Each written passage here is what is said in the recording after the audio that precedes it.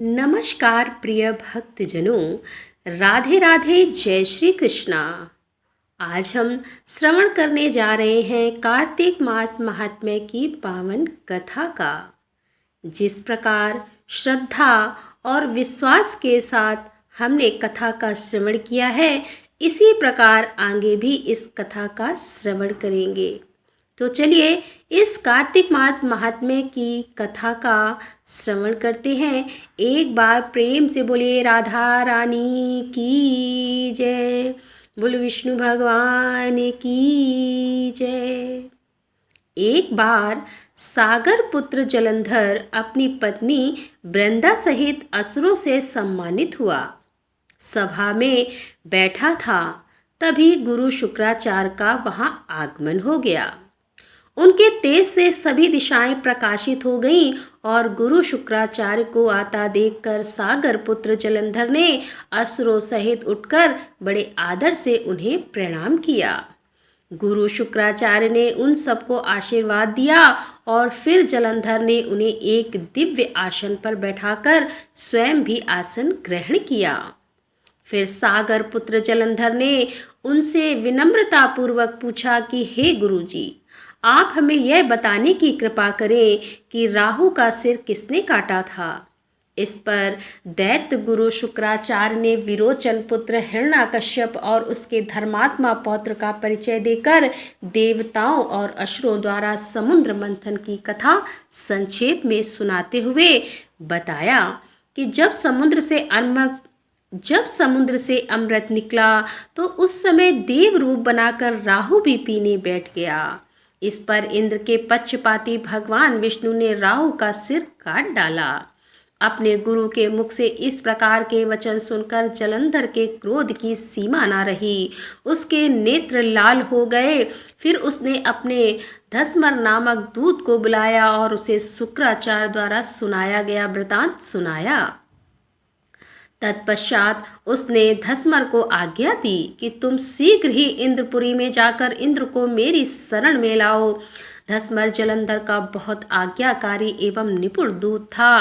वह जल्द ही इंद्र की सुधर्मा नामक सभा में जा पहुंचा और जलंधर के शब्दों में इंद्र से बोला कि हे देवता धाम, तुमने समुद्र का मंथन क्यों किया और मेरे पिता के समस्त रत्नों को क्यों ले लिया।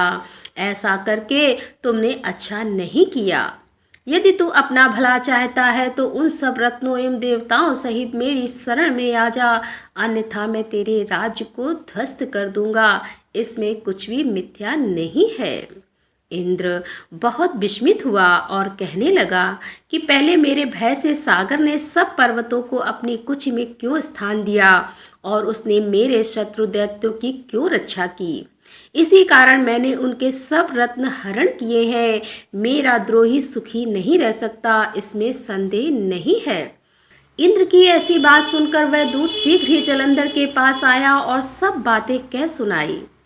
इंद्र की ऐसी बात सुनकर वह दूत शीघ्र ही जलंधर के पास आया और सब बातें कह सुनाई।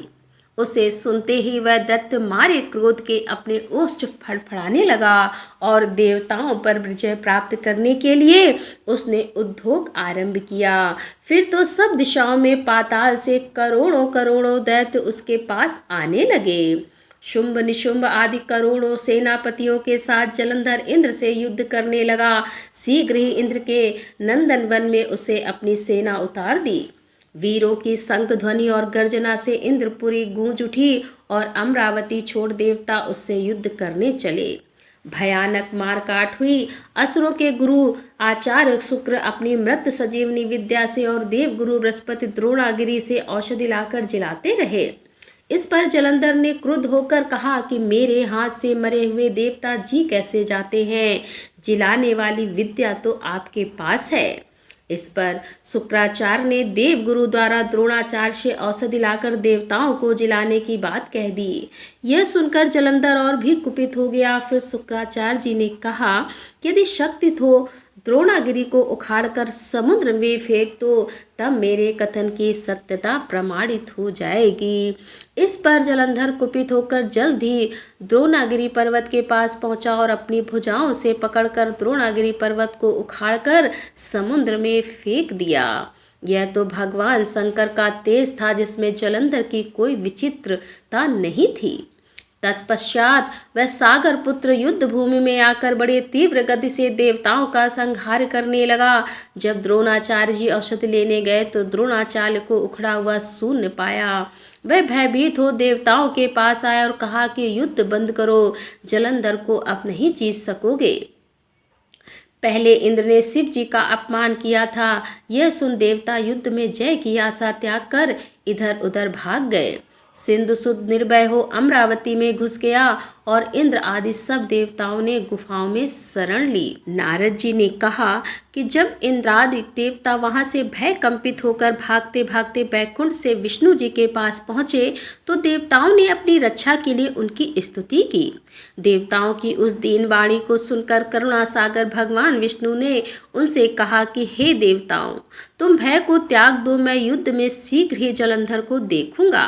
ऐसा कहते ही भगवान गरुड़ पर जाकर बैठे तथा समुद्र तन्या लक्ष्मी जी ने कहा कि हे नाथ, यदि मैं सर्वदा आपकी प्रिया और भक्त हूँ तो मेरा भाई आप द्वार युद्ध में नहीं मारा जाना चाहिए। इस पर विष्णु जी ने कहा कि अच्छा, यदि तुम्हारी ऐसी ही प्रीति है तो मैं उसे अपने हाथों से नहीं मारूंगा, परंतु युद्ध में अवश्य जाऊंगा, क्योंकि देवताओं ने मेरी बड़ी स्तुति की है। ऐसा कह भगवान विष्णु युद्ध के उस स्थान में जा पहुँचे जहाँ जलंधर विद्यमान था। जलंधर और विष्णु का घोर युद्ध हुआ और विष्णु के तेज से कंपित देवता सिंहनाद करने लगे। फिर तो अरुण के अनुज गरुड़ के पंखों की प्रबल वायु से पीड़ित हो दैत्य इस प्रकार घूमने लगे जैसे आंधी से बादल आकाश में घूमते हैं। तब अपने वीर दैत्यों को पीड़ित होते देखकर जलंधर ने युद्ध को विष्णु जी को उदत वचन कहकर उन पर कठोर आक्रमण कर दिया। दोनों ओर से गदाओं, बाणों और सूलों आदि का भीषण प्रहार हुआ। दैत्यों के तीक्ष्ण प्रहारों से व्याकुल देवता इधर उधर भागने लगे। तब देवताओं को इस प्रकार भयभीत हुआ देख गरुड़ पर चढ़े भगवान युद्ध में आगे बढ़े और उन्होंने अपना सारंग नामक धनुष उठाकर बड़े जोर का टंकार किया। त्रिलोकी शताब्दी हो गई, पल मात्र में भगवान ने हजारों दैत्यों के सिरों को काट गिराया और फिर तो विष्णु और जलंधर का महासंग्राम हुआ। बाणों से आकाश भर गया, लोग आश्चर्य करने लगे। भगवान विष्णु ने बाणों के वेग से उस दैत्य की ध्वजा, छत्र और धनुष बाण काट डाले। इससे व्यथित हो उसने अपनी गदा उठाकर गरुड़ के मस्तक पर दे मारी। साथ ही क्रोध से उस दैत्य ने विष्णु जी की छाती में भी एक तीक्ष्ण बाण मारा। इसके उत्तर में विष्णु जी ने उसकी गदा काट दी और अपने सारंग धनुष पर बाण चढ़ाकर उसको बीघना आरंभ किया। इस पर जलंधर इन पर अपने पैने बाण बरसाने लगा। उसने विष्णु जी को कई पैने बाण मारकर वैष्णव धनुष को काट दिया। धनुष कट जाने पर भगवान ने गदा ग्रहण कर ली और शीघ्र ही जलंधर को खींचकर मारी, परंतु उस अग्निवत अमोघ गदा की मार से भी वह दैत्य कुछ भी चलायमान न हुआ। उसने एक अग्निमुख त्रिशूल उठाकर विष्णु पर छोड़ दिया। विष्णु जी ने शिव के चरणों का स्मरण कर नंदन नामक त्रिशूल से उसके त्रिशूल को छेद लिया। जलंधर ने झटपट कर विष्णु जी की छाती पर एक जोर का मुष्टिक मारा। उसके उत्तर में भगवान विष्णु ने भी उसकी छाती पर अपनी एक मुष्टि का प्रहार किया। फिर दोनों घुटनों टेक बाहुओं और मुष्टिकों से बायुद्ध करने लगे। कितनी ही देर तक भगवान उसके साथ युद्ध करते रहे। तब सर्वश्रेष्ठ मायावी भगवान उस दैत्यराज से मेघवाणी में बोले, दैत्य श्रेष्ठ तू धन्य है जो इस महायुद्ध में इन बड़े बड़े आयुधों से भी भयभीत ना हुआ। तेरे इस युद्ध से मैं प्रसन्न हूँ, तू जो चाहे वर मांग लो। मायावी विष्णु की ऐसी वाणी सुनकर जलंधर ने कहा कि हे भावुक, यदि आप मुझ पर प्रसन्न हैं तो यह वर दीजिए कि आप मेरी बहन तथा अपने सारे कुटुंबियों सहित मेरे घर पर निवास करें।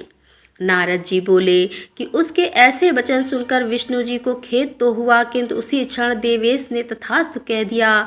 अब विष्णु जी सब देवताओं के साथ जलंधरपुर में जाकर निवास करने लगे।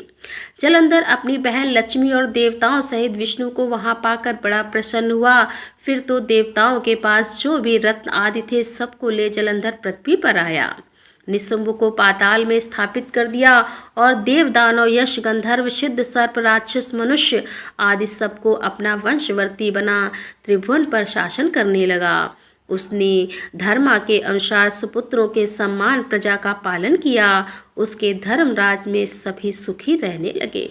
तो दोस्तों, यहाँ पर इस अध्याय का समापन करते हुए इसके आगे की कथा लेकर हम आपके सामने फिर उपस्थित होंगे। तब तक के लिए राधे राधे, जय श्री कृष्णा, हर हर महादेव, जय भोलेनाथ की।